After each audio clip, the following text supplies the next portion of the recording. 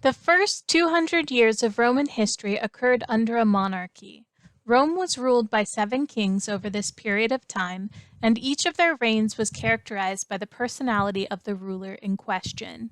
Each of these kings is credited either with establishing a key Roman tradition or constructing an important building. None of the 7 kings were known to be dynasts, and no reference is made to the hereditary nature of the kingdom until after the 5th king, Tarquinius Priscus. The king of Rome possessed absolute power over the people, and the Senate provided only a weak oligarchic counterbalance to his power, primarily exercising only minor administrative powers. For these reasons, the Kingdom of Rome is considered an absolute monarchy. Despite this, Roman kings, with the exception of Romulus, were elected by citizens of Rome who occupied the Curiate Assembly. There, members would vote on candidates that had been nominated by a chosen member of the Senate, called an interrex. Candidates would be chosen from any source. Romulus was Rome's legendary first king and the city's founder. In 753 BCE, Romulus began building the city upon the Palatine Hill.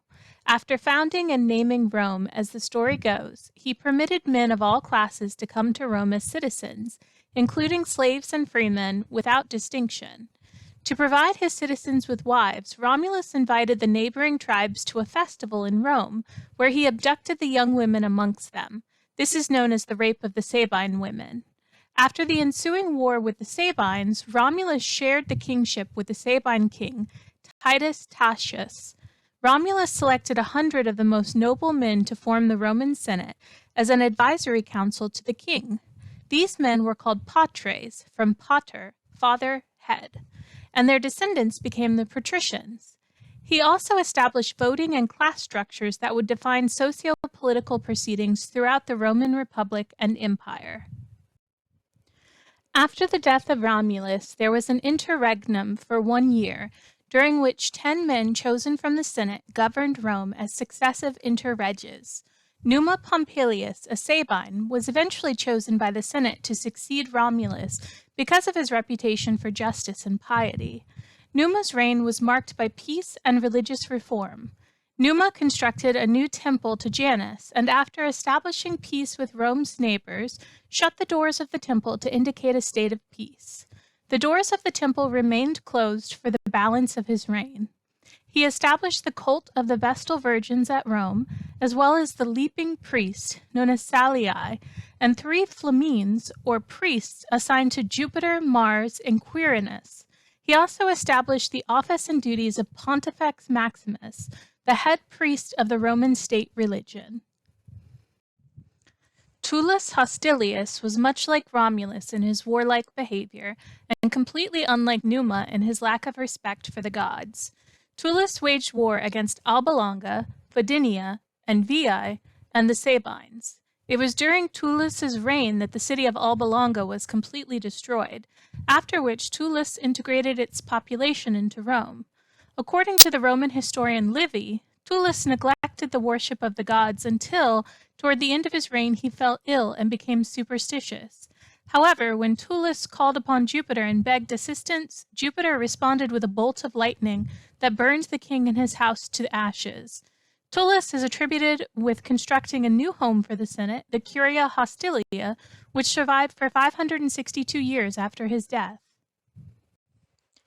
Following the death of Tullus, the Romans elected a peaceful and religious king in his place, Numa's grandson, Ancus Marcius. Much like his grandfather, Ancus did little to expand the borders of Rome, and only fought in a war when his territories needed defending.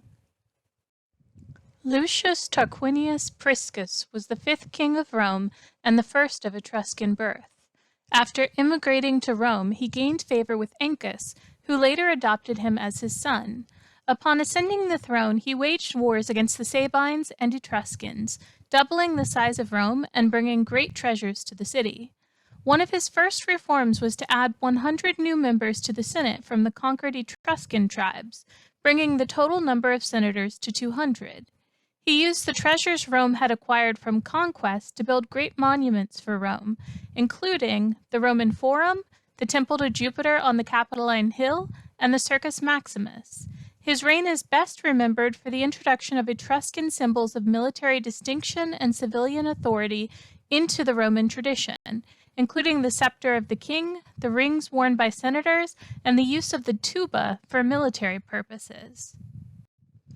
Following Priscus's death, his son-in-law, Servius Tullius, succeeded him to the throne. Like his father-in-law before him, Servius fought successful wars against the Etruscans. He used the treasure from his campaigns to build the first pomerium, walls that fully encircled the 7 hills of Rome. He also made organizational changes to the Roman army and was renowned for implementing a new constitution for the Romans and further developing the citizen classes. Servius's reforms brought about a major change in Roman life. Voting rights were now based on socioeconomic status, transferring much of the power into the hands of the Roman elite. The 44-year reign of Servius came to an abrupt end when he was assassinated in a conspiracy led by his own daughter, Tullia, and her husband, Lucius Tarquinius Superbus. When in power, Tarquinius conducted a number of wars against Rome's neighbors. Tarquinius also engaged in a series of public works, notably the completion of the Temple of Jupiter Optimus Maximus on the Capitoline Hill. Tarquin's reign, however, is best remembered for his use of violence and intimidation in his attempts to maintain control over Rome, as well as his disrespect of Roman custom and the Roman Senate. Tensions came to head when the king's son, Sextus Tarquinius, raped Lucretia, wife and daughter to powerful Roman nobles. Lucretia then told her relatives about the attack and subsequently committed suicide to avoid the dishonor of the episode. 4 men, led by Lucius Junius Brutus, incited a revolution, and as a result, Tarquinius and his family were deposed and expelled from Rome in 509 BCE. Because of his actions and the way they were viewed by the people, the word for king, rex, held a negative connotation in Roman culture until the fall of the Roman Empire. Brutus and Collatinus became Rome's first consuls, marking the beginning of the Roman Republic.